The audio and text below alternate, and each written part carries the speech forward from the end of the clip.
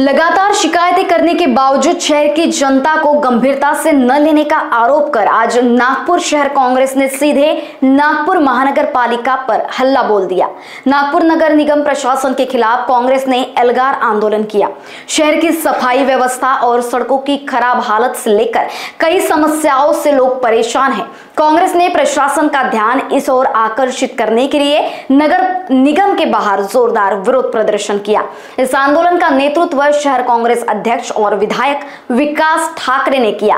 उनके साथ कीर्तन Thackeray, general secretary प्रदेश युवा कांग्रेस और तमाम कांग्रेस कार्यकर्ता शामिल हुए। आंदोलन के दौरान सभी कांग्रेसी काफी आक्रोशित दिखाई दिए। नगर पालिका के अंदर जाने का प्रयास करते समय पुलिस ने सबको रोक दिया। इस बीच मामूली झड़प जैसी स्थिति उत्पन्न हुई, जिसके बाद प्रशासन ने पुलिस को आगे करने का आरोप कार्यकर्ताओं ने लगाया। नगर आयुक्त मुर्दाबाद के नारे ढोल की धुन पर लगाए गए।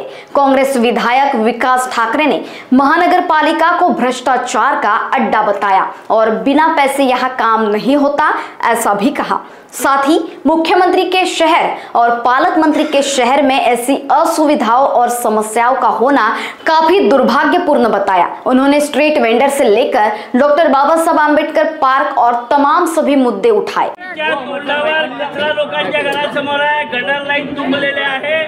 अमृत योजनेमध्ये ज्या लाईट टाकल्या त्या खोदल्या लोकांच्या घरात धुळीचं साम्राज्य आहे आणि अशा रीतीनं मोठ्या बिल्डरांचे काम करणं, लहान माणसांना त्रास देणं, नुसता भ्रष्टाचार या महानगरपालिकेमध्ये आहे।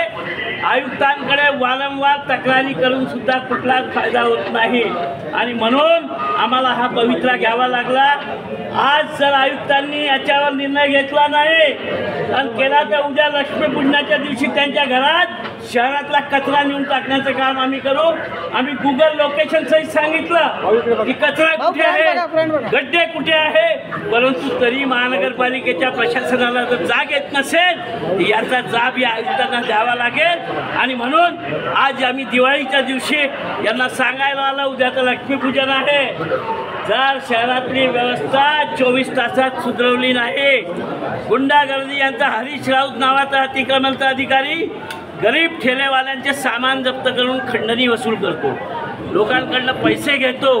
फायरमध्ये NOC द्यायचे पैसे लागतात की प्रायव्हेट कंपन्या आहेत त्यांच्या यांच्याशी वाटाघाटी आहे, त्यांना बोलायच्या लायकच नाही। दलालांचे नावं, तिथल्या दलालांची ऑडिओ क्लिपिंग माझ्या फोनमध्ये आहे की तुम्ही कुठेही जा, कोणत्याही नेत्याकडे जा, पैसे दिल्याशिवाय फायरची NOC मिळणार नाही आणि तुमचा मॅच सँक्शन होणार नाही। तर शहरातल्या लोकांना असं लुटल्या जात असेल तर या आयुक्ताला इथे बसण्याचा अधिकार नाही। याचे उद्या दिवाळीच्या दिवशी शहरातला सगळा कचरा यांच्या घरावर आम्ही नेऊन टाकू। मोठ्या प्रमाणात त्रस्त जनता आलेली आहे। आपण बघू शकतो की प्रशासकाने नागपूरचा विल्हेवाट लावलेला आहे, सत्यानाश केलेला आहे। मूलभूत सोयीसुविधाचा दिवाळीच्या पहिले पण काही सुधारणा झाली नाही। त्याच्यावरतून हे लोक गोरगरीब ठेलेवाल्यांना, हातगाडीवाल्यांना एक कारवाई करतात, त्यांच्यावर गुन्हे दाखल करत आहेत। तिच्या विरोधात आज आम्ही त्या मोर्चा इथे उभारलेला आहे। तुम्ही बघू शकता हा प्रशासकीय राज आहे की गुंडराज आम्हाला समजतच नाही। आम्ही आमच्या मागण्या ठेवायला आतमध्ये चाललो होतो तर पोलिसांचा हातभार त्यांनी वापरून आम्हाला सगळ्यांना बाहेर काढलेला आहे।